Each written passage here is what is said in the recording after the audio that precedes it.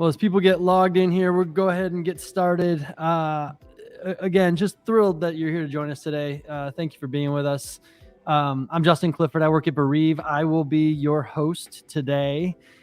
This program is called Loss Leaders, and it's a program centered around how employees or how companies could and we think should step up in the lives of their employees when they suffer a loss. And the reason that we do these programs is that Bereave is on a mission to help companies provide the absolute best possible bereavement response when those employees suffer a loss. And in that pursuit, we get to meet just incredible people that can bring so much education to business leaders that are really working to build a more compassionate and empathetic workplace. So this is our effort to bring them to you. And that chat is open. So if you have questions, please fire away. Conversation is highly encouraged. We'll stop as soon as we can to cover those questions. If we don't get to something, we'll try to do it by maybe in our follow-up. But please feel free to fire those questions out. And we'll get recordings out probably by the end of the week is typical.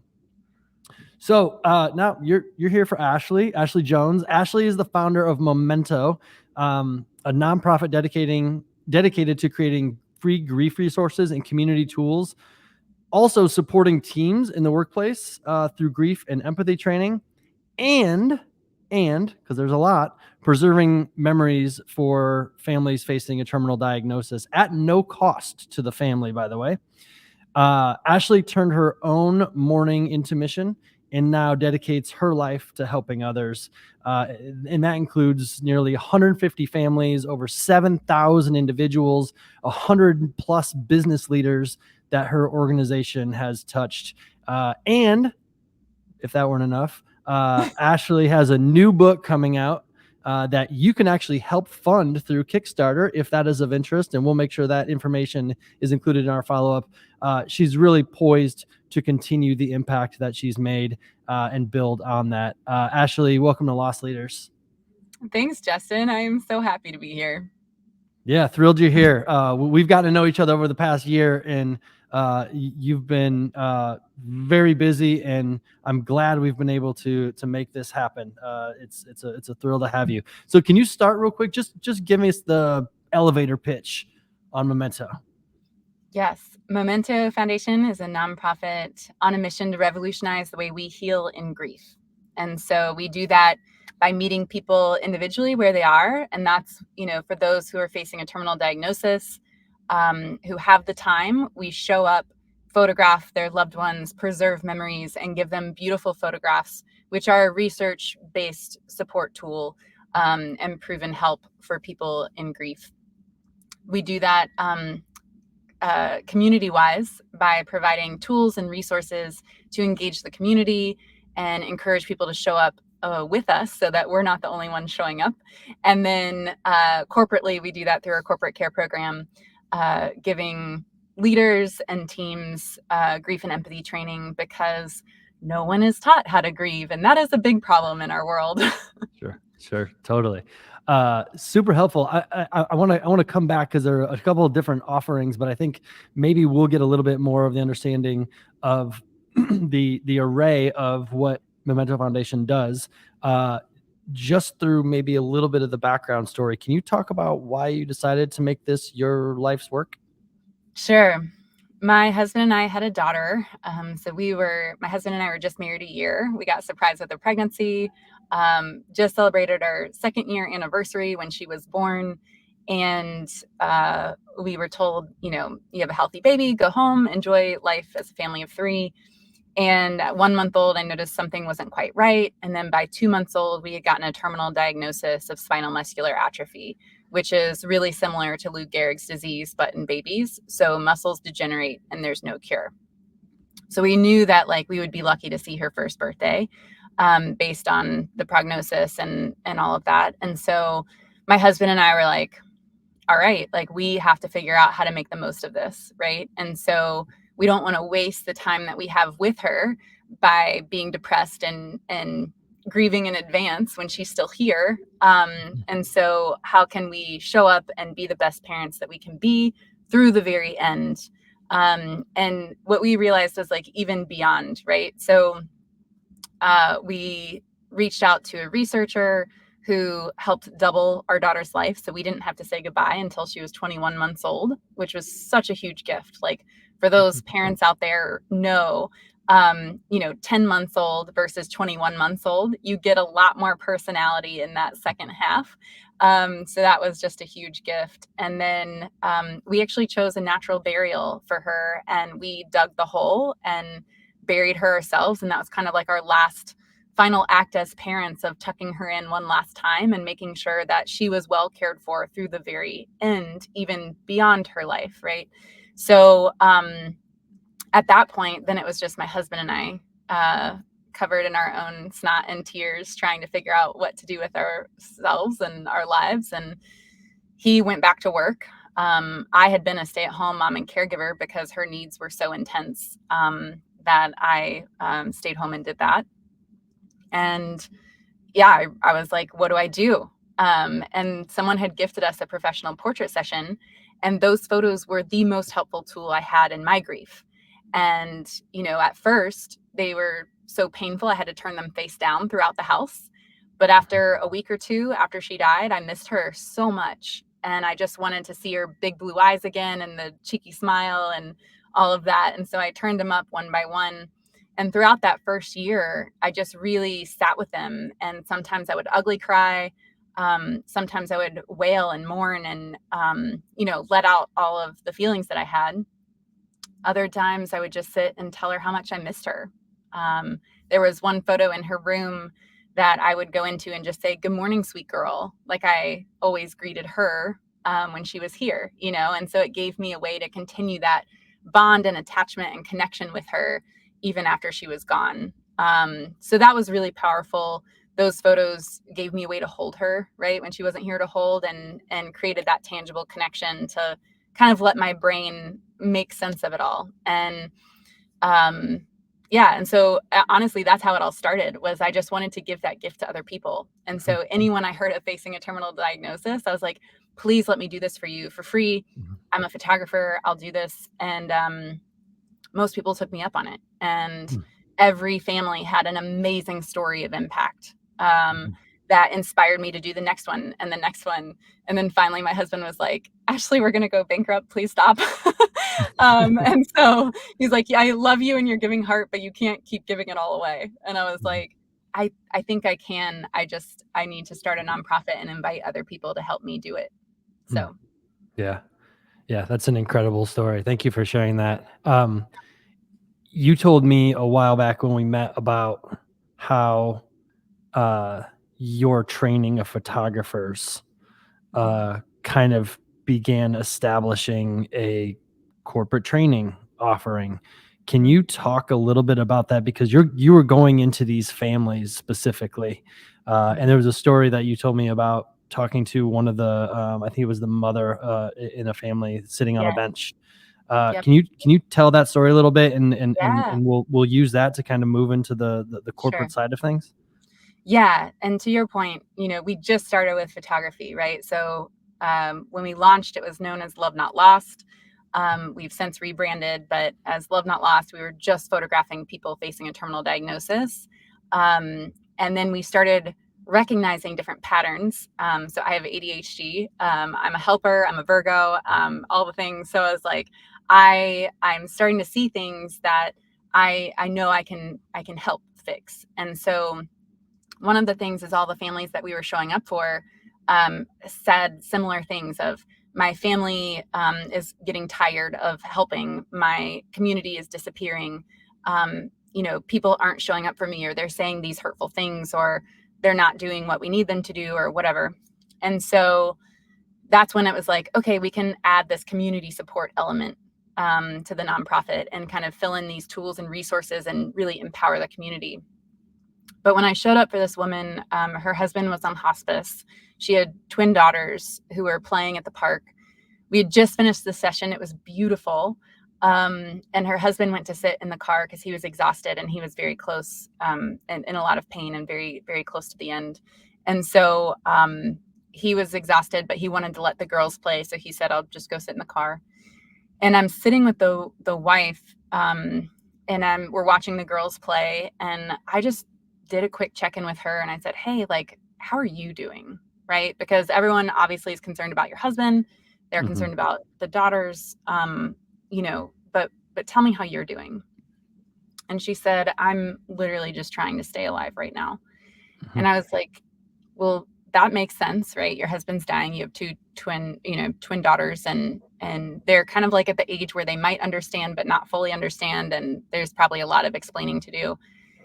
And so I was like, I can see that. And she was like, well, the really backstory of that is I just got let go at my job. And I was like, oh, that is a whole nother level, right? Mm-hmm. Because then she Mm-hmm. explained that she was responsible for paying the mortgage because her husband was on disability, that she carried the health insurance and her husband's on hospice, and that now she was frantically trying to find new work while also preparing for her husband's death and trying to parent her kids through the loss of their father.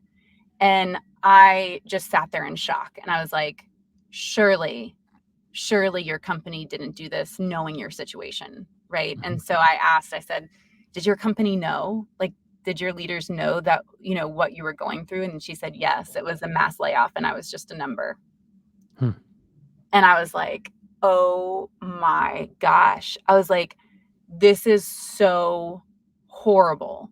And I know companies have to work on their bottom line and they have to, be profitable.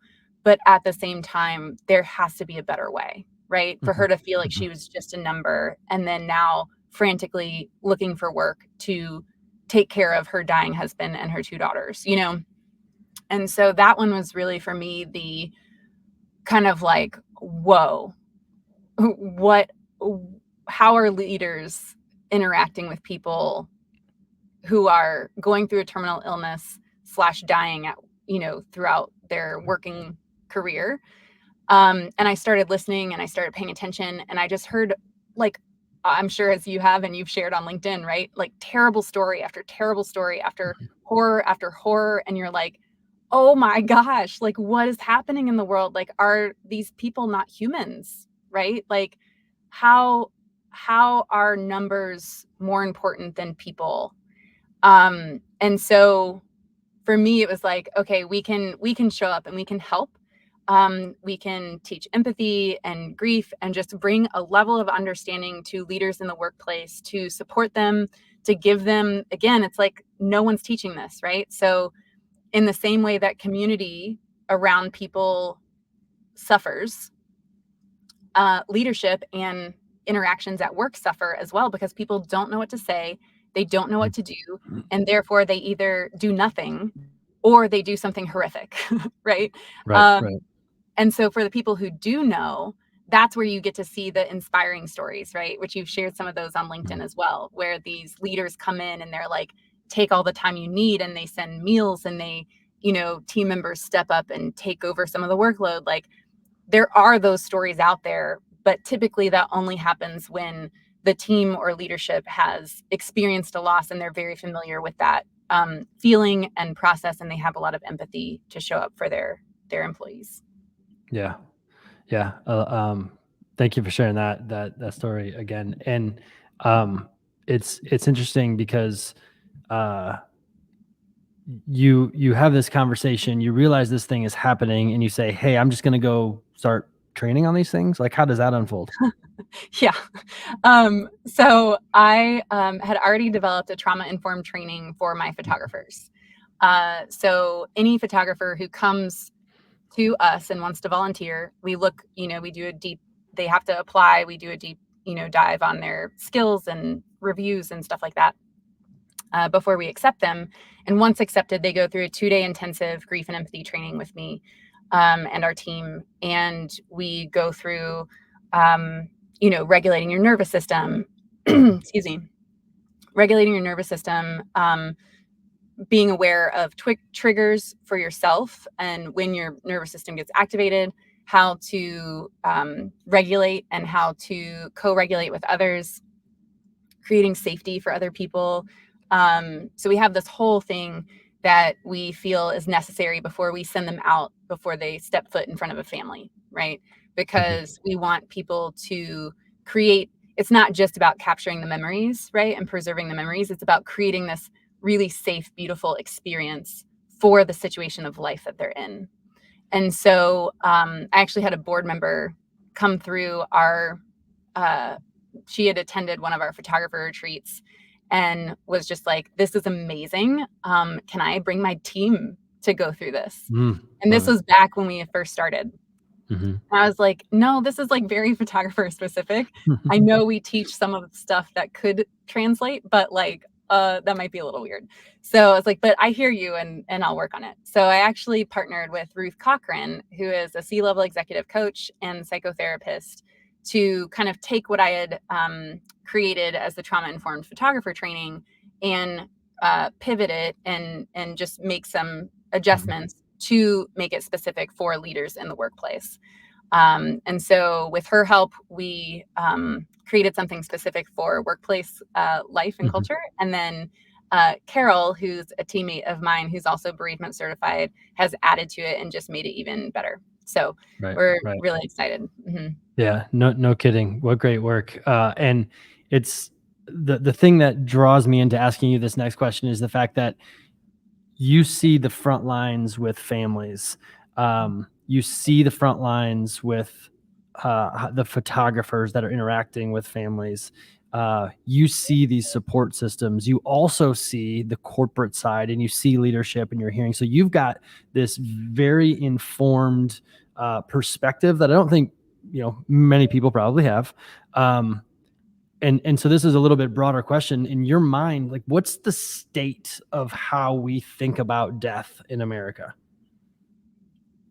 Yeah, I think it's honestly, in a general sense, it's a sad state because I think a lot of people are in our society have convinced themselves that they're invincible, right? That they have time, they have all the time in the world, and that death isn't going to touch them until it does. And so then there's this like shock and panic, and then like complete dysregulation and chaos. And I feel like, it's just, it could be done so much better with care and intention instead of like just panic and frantically like trying to take care of it when it happens. And so, the beautiful thing is more and more people are stepping up and being voices. Like, 2011 is when my daughter died. And at that time, I was lost and searching. And I really, really struggled to find resources. But now, like, I've read so many more helpful books in the last decade. I've seen so many helpful podcasts and interviews and, even like you and this podcast. And it's incredible to see so many more voices raising to say, hey, like we need to talk about death in a positive light. It's not this bad, scary thing, right? This death positivity movement is very, very powerful. And I think it's really important. And I think a lot of your audience understands that, right? So I think, you and I kind of get a little bit of a bubble compared to the rest of society, right? Where we see a lot of people talking about it and engaging with it very mindfully and intentionally, making preparations that like take care of family members and loved ones and team members and offices much more thoughtfully and carefully than the general population. But I think there's a lot of work to be done still. Yeah, totally. I'm curious, and one of the things that I've gotten from our previous conversations and it's very similar to what you mentioned now, but it's your feelings, your strong feelings about working to make death just okay to talk about, right? Yeah. Why do you think it's so important that we become more comfortable with death as a part of our lives?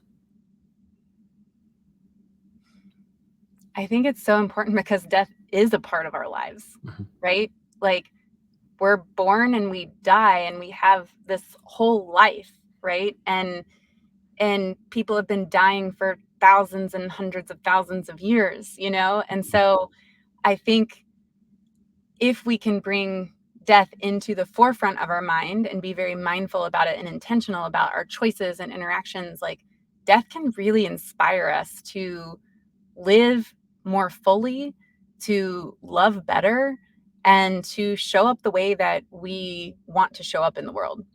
Mhm. I think I see a lot of people just getting pulled by their problems and living life into this default mode, right? It's like, oh, whatever fire I have to put out, whatever, they're just like chasing things.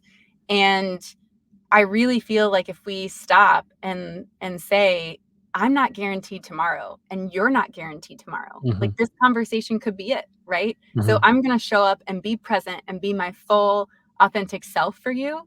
and for everyone watching, because this could be my last. I don't know, right? Sure. When I say goodbye to my husband, like anytime that either of us travel, like I hug him and I kiss him like it's the last time I'm going to see him or that he's going Mhm. to see me, right? Because it could be. Mhm. And I Mhm. think in those moments, right, that we can, like, that's like the emotional side of it, right? And it's in Mhm. those moments that we can really bring that love and intention to the forefront and not leave anything unsaid or undone, right? Mhm. Those are Mhm. some of the biggest regrets in death. But Sure. also on the admin side, right? It's like, okay, does my husband have all my passwords? Do I have his passwords? Do we, Mhm. it's like those things too that, like, I've watched so many people and spouses in particular get stuck in really horrible situations because preparations weren't made. Mhm. And then they're just thrown into this pit of, you know, password protection, security lock, and then administrative hell, right? And just Mhm. nightmares to try and take care of things afterwards. And I think I just spoke last week at the PALS Summit, the Professional After Loss Services. So that's all fresh in my brain too, All of, right. the wills and the trust, the Sure. permissions, but it's so important, right? And I think it's something like less than 20% of people have made preparations and told their family members. Mhm. So, yeah, there's still a lot of work to be done. But I think when we can bring death to the forefront, not only do we show up in life better, I think, but Mhm. also we can take care of and love our family members better as well. Yeah. You alluded to some of the change that you have seen in since 2011 specifically, Mhm. and you've been working on this particular cause for like 8 years, 9 years, Mhm. getting in that Yeah. range, right? Yeah. Um, Coming up on 9. and you've started to create your own little bubble of people working on this, and so because you're in it, you probably see a lot more of it than the average person. I think we're the same at Bereave, right? We have a lot more awareness on who's doing what in the world on this topic because of what we do for a living. But if you think about just like the average person, right? That's not that that maybe works in finance and has a family and they live in the average house and doing the average American thing, being pulled by their problems. uh what changes have you seen in like the average of society and the way society thinks of death since you started working on this? That's a really great question. I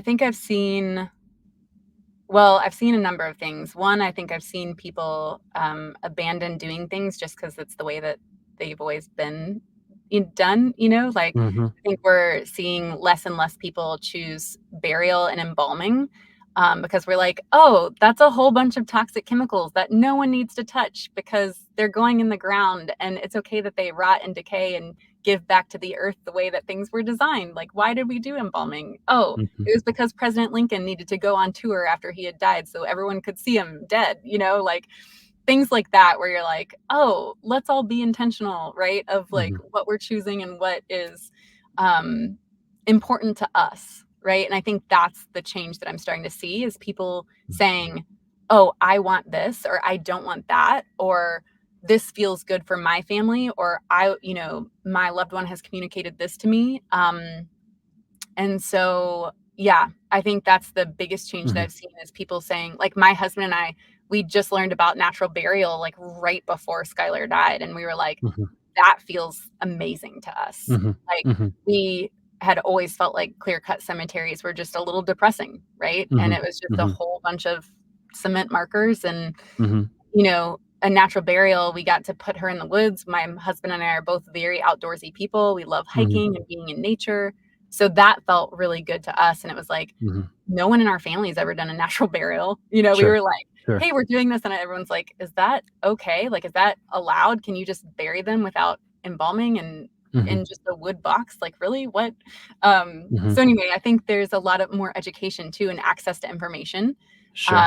which is always a beautiful thing.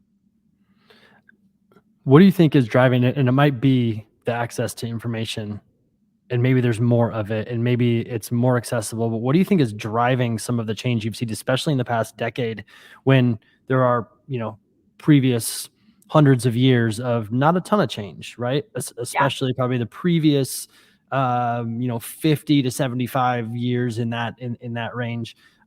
What's driving the people to start to at least think about the things that are important to their families at the time of loss, and maybe even starting to think a little bit more about death as a part of life? Is there outside of information, is there something driving that?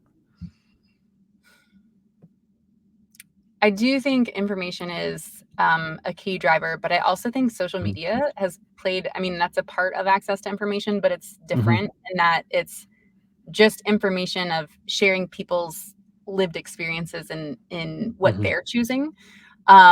So and then I also think education, right? So we actually learned about the natural burial because our Kyle's brother, my husband's brother, um, took a death and dying class at his college, right? Mm. And he was like, "Hey, you guys should check out this natural burial thing." And then we found one in South Carolina. My husband and I both went to Clemson, and his Mhm. parents retired over near Clemson.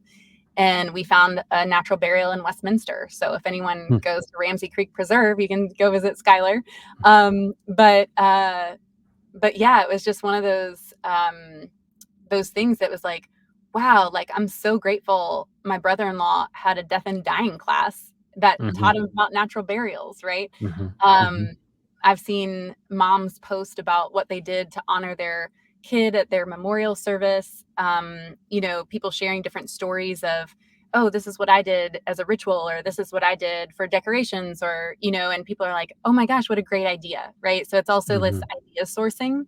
Um, and then, of course, just information in general of like, Sure.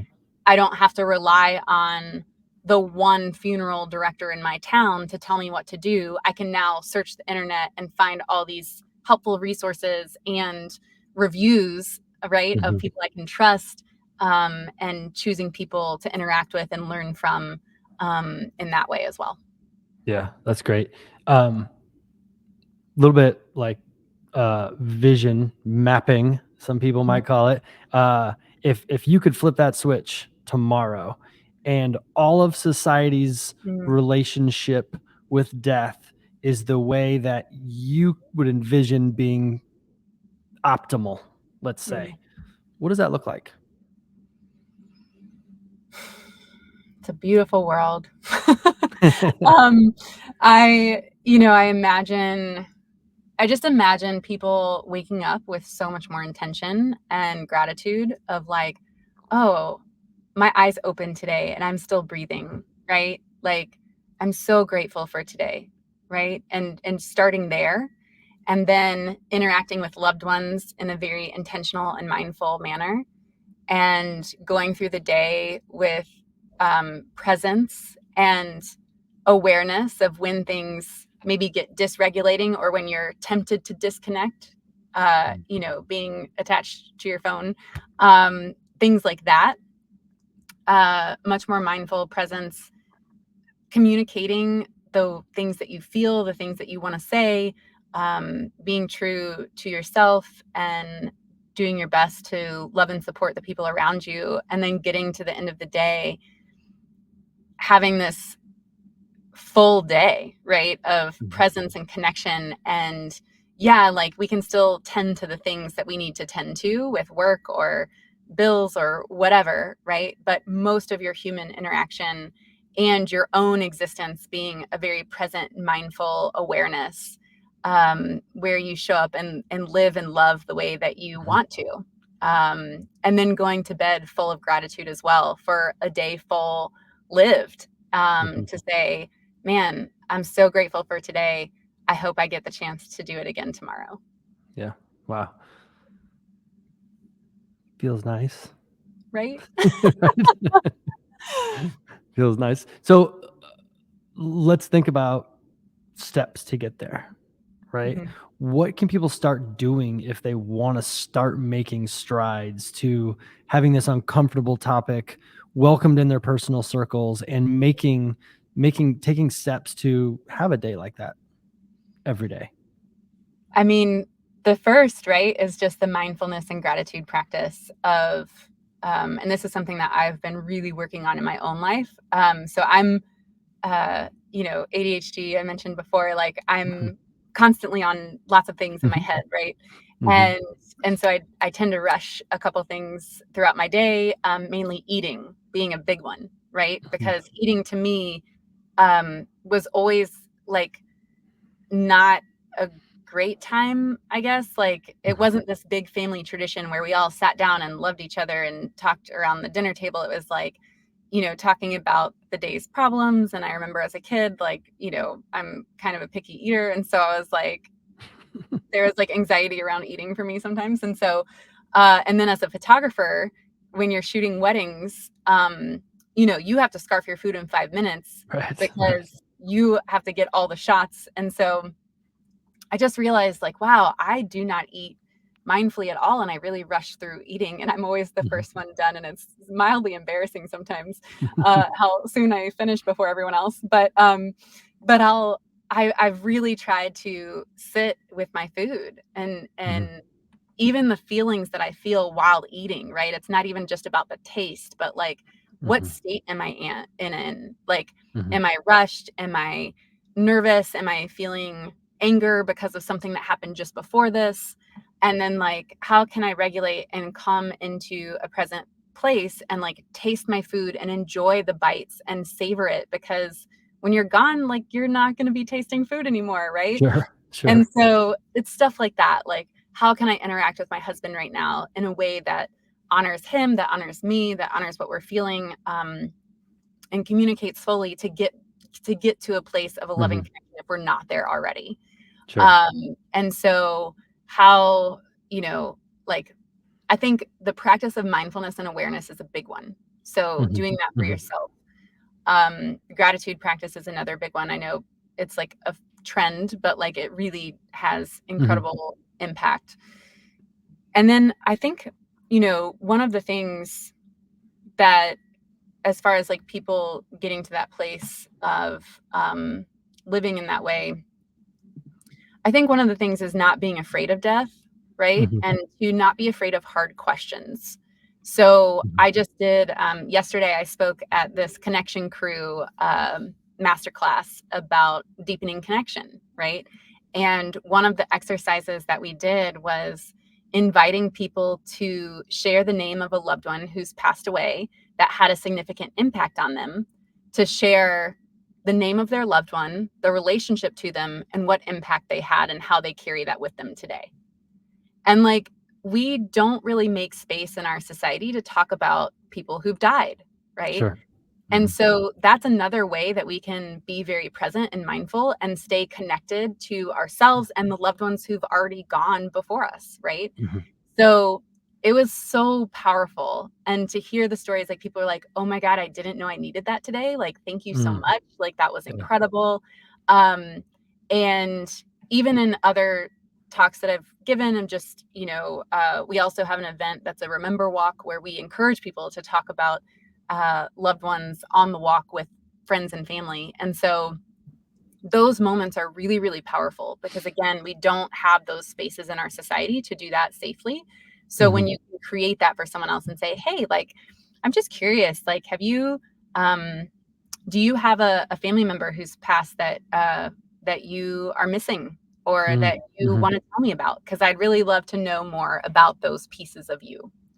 Yeah. Um, I think that's really, really powerful and creates that environment for a death positive, death safe culture, Mm. to bring that more in the forefront.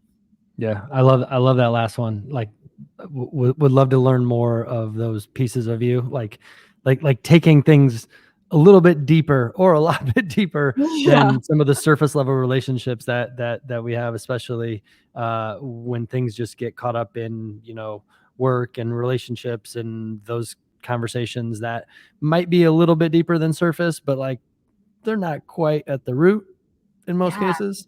Yeah. Um, but I love thinking about it that way. I'm going to switch over to work for a second, Great. because I know we talked about your corporate program. Um, like if you were to give a rating to the workplace, uh, in general, right? Nobody specific, but just general. Let's go back to the average workplace on how grief and loss is handled. Maybe like a 1 through 10 or an A to F school type rating. Like, what's the state of the state, do you think? Oh man, it is bad. Hmm. Um, I would, I mean, on a scale of 1 to 10, where 10 is awesome, I think a 2 or a 3 is generous. Hmm. In general, right? Um, on an A to F scale, I'm thinking we're failing. Hmm. Just by all the stories that I've heard, we're failing so many people, right? Hmm. And Can I I, stop real quick? You yeah, something that you just said right there. Like, we're not failing yeah, at the way we handle death and loss. We're failing people. yeah. That's right. That's right.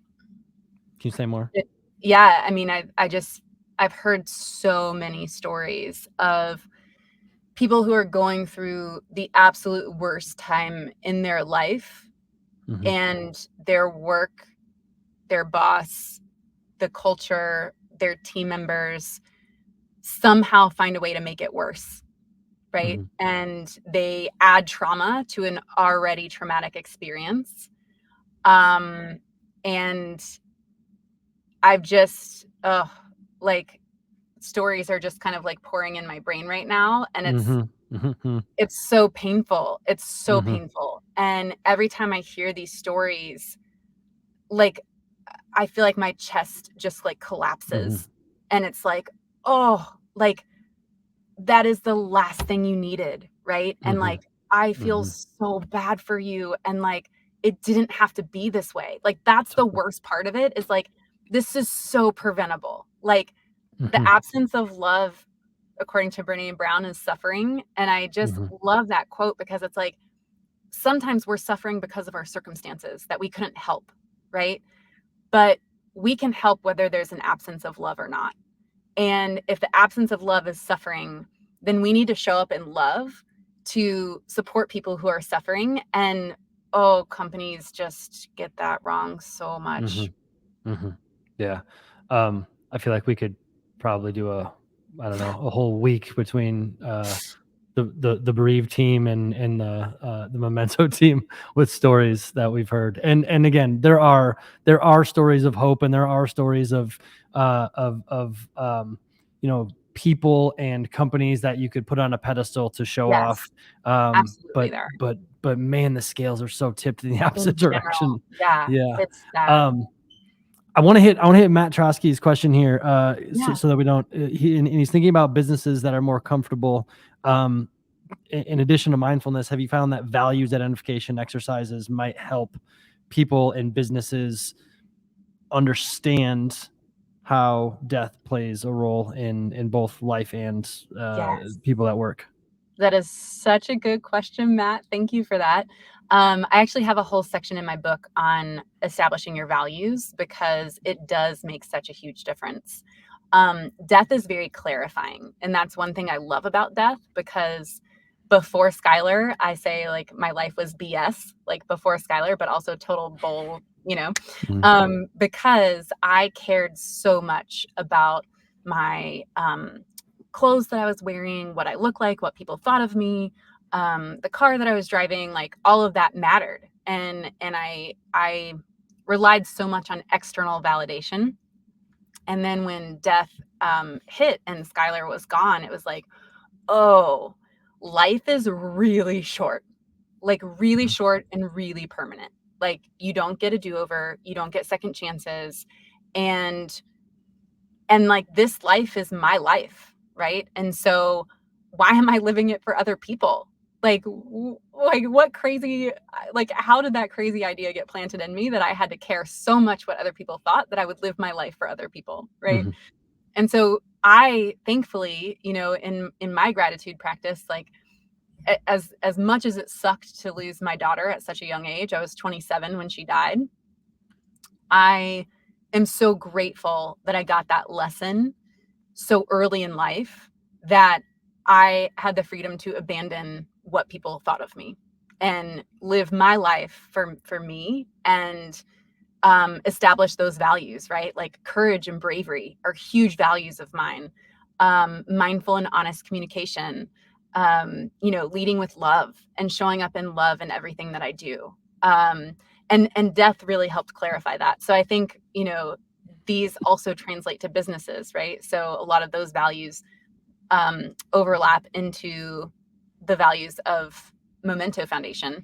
And I've done a lot of work with values in a variety of different ways. But it's really, really powerful when a company shows up and can clarify their values, and everyone in the company is like, yes, that is what we stand for. This is why we're here. And it's really, really, really powerful in creating that culture of caring and empathy as well, if those values align. Yeah, I love that. um, we've got about 2 minutes left, so I'm going to stop, but I've got a lot swirling here. Sorry. So in that regard, like, you're thinking about values, you're thinking about like how you show up, you're thinking about increasing that failure, or that generous 2 of 3 out of 10. What kind of back to like making progress? Like, let's crawl, walk, run here for a second. Yeah. Let's crawl to get started. Yeah. What can business leaders or managers of people, whether their company is bought in or not, what can they start doing today to start making progress with that rating?